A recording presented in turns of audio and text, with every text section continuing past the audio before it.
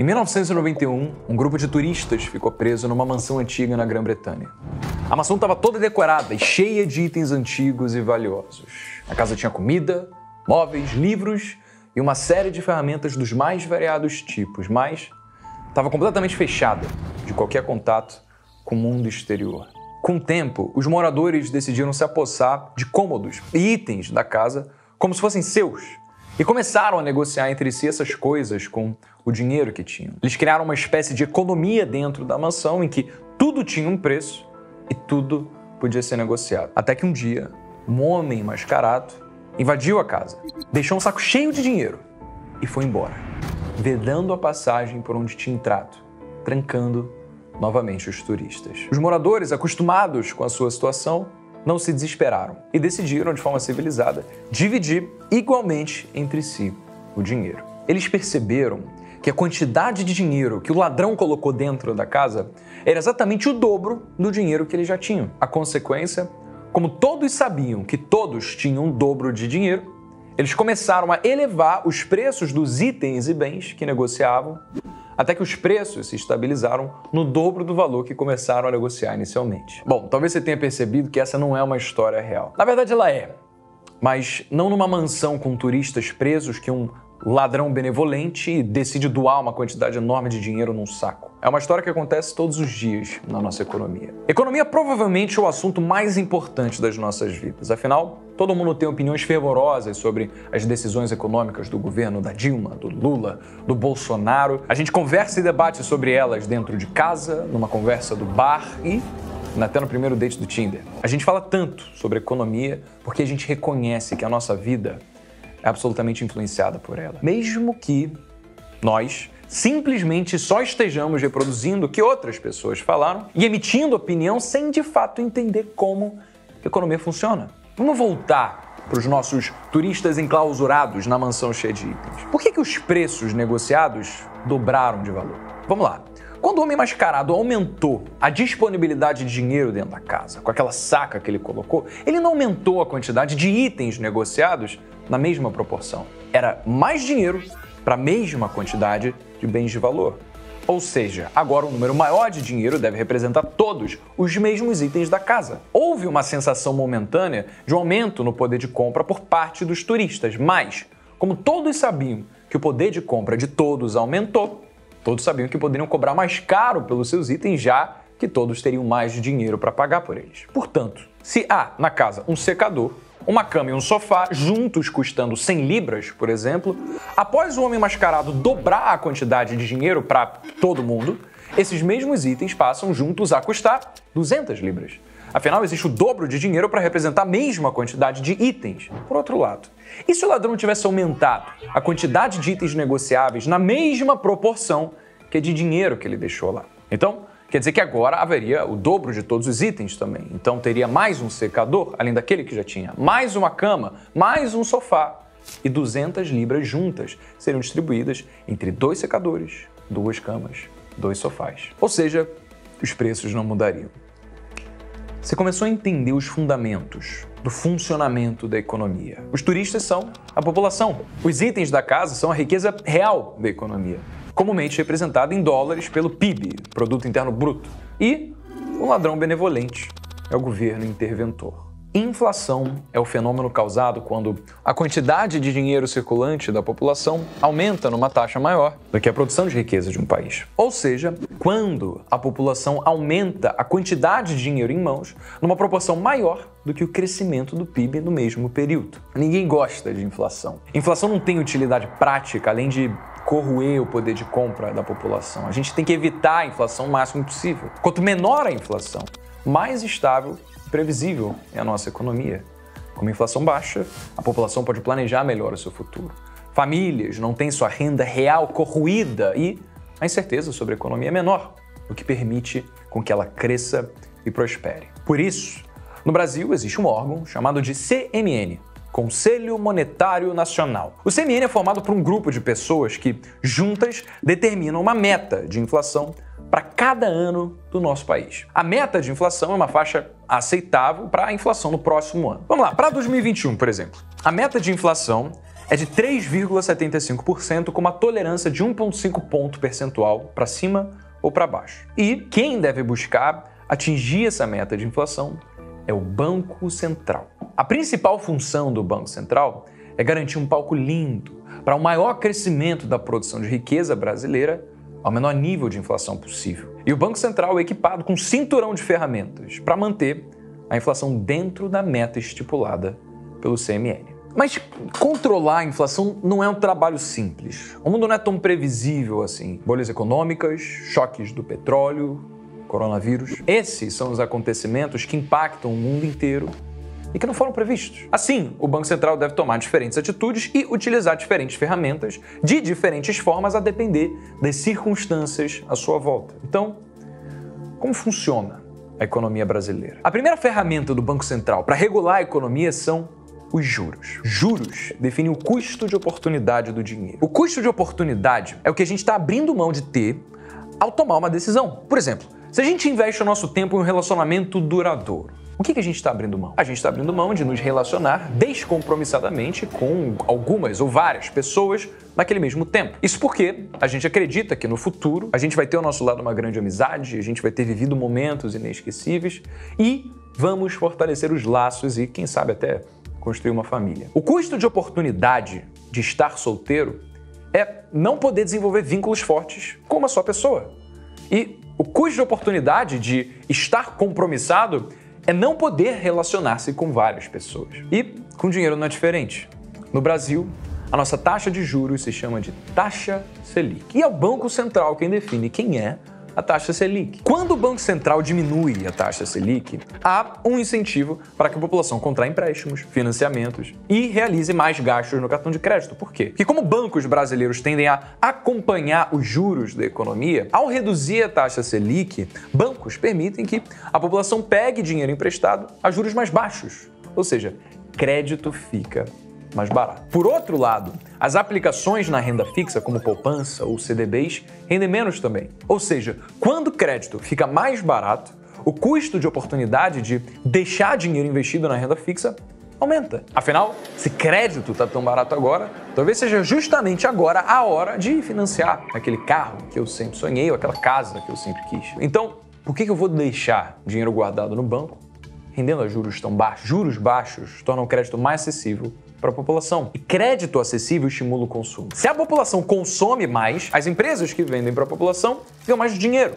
E com mais dinheiro em caixa, empresas investem em mais projetos internos, contratam mais pessoas para tocar esses projetos para manter-se competitivas em relação aos seus concorrentes. Porque assim é a forma como elas fazem para não perder participação no mercado. E, com mais pessoas contratadas, há uma redução na taxa de desemprego e aumento no poder de compra por parte desses novos empregados. E, em paralelo, o que acontece? Investidores sentem-se inclinados em retirar o seu dinheiro de seus investimentos em renda fixa, porque eles estão rendendo a juros tão baixos, e enviar esse dinheiro para o setor privado, onde eles vão ter maiores retornos. Por isso, esses investidores investem na Bolsa de Valores, constroem imóveis para alugar para terceiros, criam negócios. Tudo isso porque o Banco Central reduziu a taxa Selic, a taxa básica de juros da economia. Além disso, é comum empresas terem dívidas de longo prazo que acompanham a variação dos juros na economia. Ou seja, se os juros diminuem, a sua dívida diminui, a dívida da empresa diminui. Então, como a população está consumindo mais e os juros da dívida das empresas estão mais baratos, o valor de mercado das empresas aumenta. Então, elas se tornam mais valiosas. Por isso, os preços de ações na Bolsa de Valores tendem a subir em cenários de baixa dos juros. Você acabou de conhecer uma medida realizada pelo Banco Central quando ele assume uma política monetária expansionista. Política expansionista diz respeito à expansão da oferta de moeda na economia. Sob essa política expansionista, o foco é sempre pautado no aumento da produção interna pela iniciativa privada e geração de riqueza. Mas, em cenários de alta inflação, o Banco Central pode optar por outro tipo de política monetária, a contracionista. Como é que ela é? Sob um cenário de inflação alta, o Banco Central deve aumentar a taxa de juros. E o que acontece? Os bancos, Bradesco, Caixa Econômica, Santander, Itaú, Banco do Brasil, eles vão emprestar dinheiro a juros mais altos, o que, você sabe, vai tornar o empréstimo menos acessível. Crédito fica mais caro para a população, portanto, há redução no consumo. E com menos consumo, empresas vendem menos produtos e serviços. Com menos vendas, as empresas precisam então cortar gastos para manter a sua rentabilidade e, às vezes, também aumentar o seu endividamento para conseguir manter as suas operações. Ou seja, a taxa de desemprego aumenta. Agora, há menos pessoas empregadas e, portanto, menos pessoas capazes de consumir. E o que acontece com os investidores? Os investidores, eles veem baixos retornos sobre os seus empreendimentos privados ou no mercado de capitais e decidem migrar o seu capital para o setor público, já que os títulos de renda fixa oferecidos pelo governo rendem mais do que o setor privado. Isso desestimula a produção de riqueza do país. Esse modelo de política contracionista normalmente é bem sucedido em frear a inflação, porque ele desaquece a economia. Mas não é sempre só isso que acontece.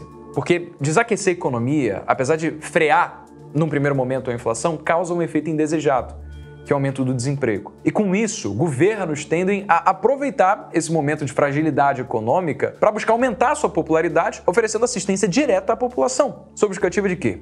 De combater o desemprego. Como assim? No cenário de juros altos, o governo aumenta o seu poder de gasto, já que o capital do setor privado migrou para o setor público, buscando os altos rendimentos dos títulos públicos emitidos pelo governo. Ou seja, quando o investidor compra um título público de investimento, como os títulos do Tesouro Direto, o governo fica com dinheiro do investidor. E o governo pode usar esse dinheiro a mais proveniente da arrecadação dos juros altos dos seus títulos para fazer qualquer coisa com ele. Esse é um momento de extrema importância para a gente analisar a gestão de um governo. Porque o governo pode optar por distribuir esse excesso de dinheiro com programas que desestimulam a produção de riqueza. Ou ele pode optar em distribuir esse dinheiro com programas que incentivam a produção de riqueza. Normalmente eles optam pela solução de curto prazo, desincentivar a produção. Porque as medidas de curto prazo são as soluções que vão ser positivamente recebidas pelas massas, mas que vão prejudicar mais ainda o país no médio prazo. Como assim? No momento de aumento de desemprego, governos tendem a buscar o aumento de sua popularidade distribuindo dinheiro diretamente para a população menos favorecida. Sabe por quê? Porque o extrato social que não teve acesso à educação de qualidade é o que mais sofre com o desemprego em momentos de alta dos juros. Vamos lá, pessoas extremamente qualificadas dificilmente ficam desempregadas e, se ficam, elas rapidamente conseguem emprego de novo. Agora, com pessoas menos favorecidas, por outro lado, estar desempregado causa uma incerteza absolutamente temerosa. E, como a população mais pobre é a população que reelege, governos optam por medidas como auxílio-desemprego, auxílio emergencial, que vão causar um aumento imediato na popularidade do governo, ao invés de obras de infraestrutura para aumentar a produção de riqueza do país, ou então investir mais no ensino. Sabe, todas essas medidas que de fato gerariam mais empregos e cujos benefícios só seriam percebidos no médio e longo prazo? Então, ao invés de escolher usar o dinheiro para investir na produção de novos empregos ou na facilitação do acesso à população menos favorecidas a cursos técnicos que a capacitaria a conseguir novos empregos daqui a um tempo, o governo escolhe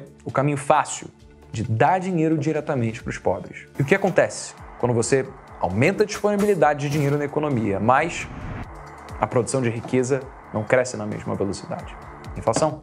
Sob o discurso de ajudar os menos favorecidos, o governo estimula o problema que ele estava querendo evitar. Ao buscar conter o avanço da inflação, o Banco Central aumentou os juros, mas o governo acabou impulsionando de novo a inflação ao direcionar os seus gastos de forma populista, ao invés de forma produtivista. O que o governo faz com essas medidas populistas é, inclusive, mais prejudicial para os menos favorecidos. Afinal, medidas populistas no curto prazo causam a impressão de beneficiar a população menos favorecida agora, mas no médio prazo, a população menos favorecida é a mais prejudicada por ela. Porque quem já tem emprego e dinheiro guardado pode se dar o luxo de passar por um período de inflação alta. Agora, quem ganha muito pouco sofre ao ver os preços de itens básicos de sobrevivência aumentando a cada dia. E aí, com isso, o governo precisa criar soluções para resolver os problemas que ele mesmo causou, como, por exemplo, o aumento do salário mínimo. Só que, ao aumentar o salário mínimo para corrigir o poder de compra da população menos favorecida, no curto prazo ele estimula ainda mais o consumo da população e desincentiva a produção.